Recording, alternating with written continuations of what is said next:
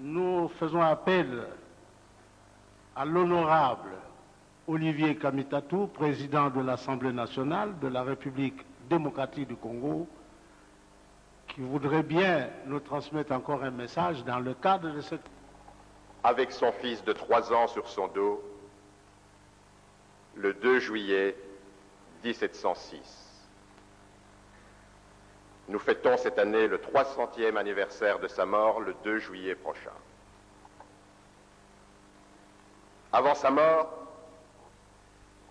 Kimpavitan Dona Béatrice avait déclaré « Vous me tuez parce que je vous ai dit la vérité. Sachez-le cependant que l'enfant qui va mourir avec moi aujourd'hui reviendra pour libérer son peuple, il portera le nom de Kimbangu. »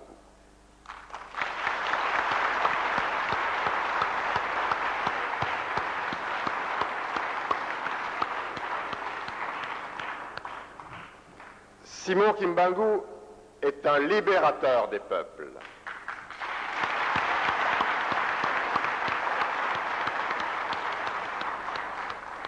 Sa fameuse prophétie de 1921 résume merveilleusement sa véritable mission sur cette terre. Je le paraphrase. Mes chers frères, vos prières, vos larmes, vos souffrances sont arrivées à l'oreille de Dieu. C'est pourquoi bientôt vous ne payerez plus d'impôts entre les mains d'un homme blanc. Les Blancs rentreront chez eux. Ils abandonneront les richesses qu'ils exploitent ici. Mais, mes chers frères, lorsque vous serez maîtres de vos richesses, ne les volez point. Si vous ne les volez pas, les Noirs deviendront blancs et les Blancs deviendront noirs.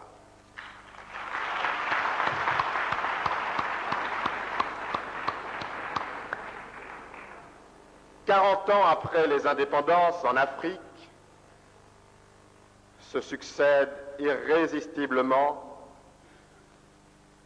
Les colonisateurs, eux, sont rentrés chez eux.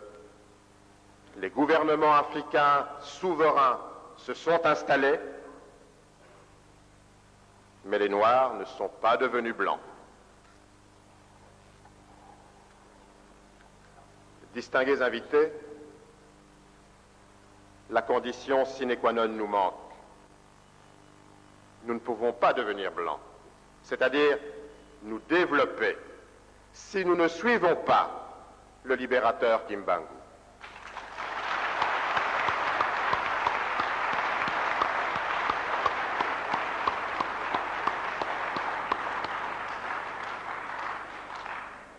La bonne gouvernance est une condition incontournable pour notre développement. En d'autres termes, nous devons devenir kibanguistes pour développer l'Afrique et en particulier la République démocratique du Congo.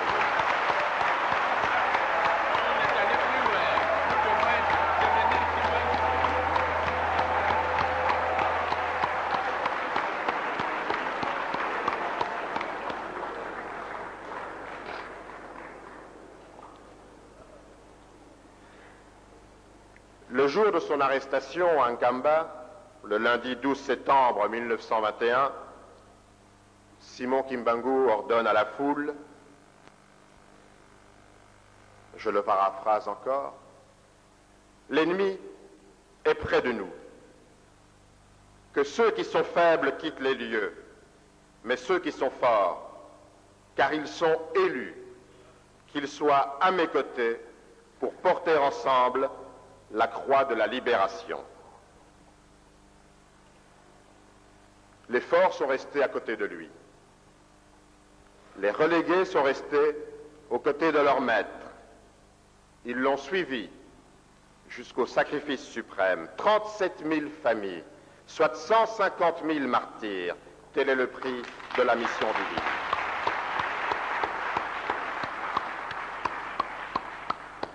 il y a universellement admis comme infaillible qui dit « Souffrir la mort pour ce qu'on croit le juste ou vrai, tel est le plus infaillible rite évocateur de l'action céleste ici-bas. Celui qui meurt pour une idée, cette idée scellée dans son sang, vivra désormais de sa vie qu'il lui infuse en le perdant. La somme de souffrance, le sang de Papa Simbangu et celui des relégués, leur vie qu'ils ont perdue, sont infusés dans la pensée pour laquelle ils sont morts, le kibanguisme.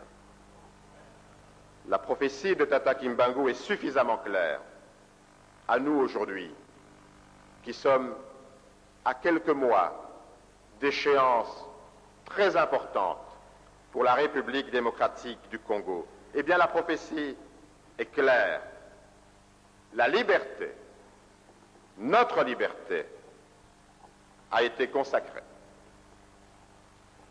La paix qui nous a été promise, nous devons la sceller définitivement. Quels que soient les dominants, quels que soient les envahisseurs, quels que soient les nouveaux colonisateurs, ils doivent rentrer chez eux. Enfin, le développement qui a été programmé dans la prophétie, cette bonne gouvernance, ne volez pas, devenez blanc, c'est-à-dire développez. Il nous appartient maintenant de l'accomplir.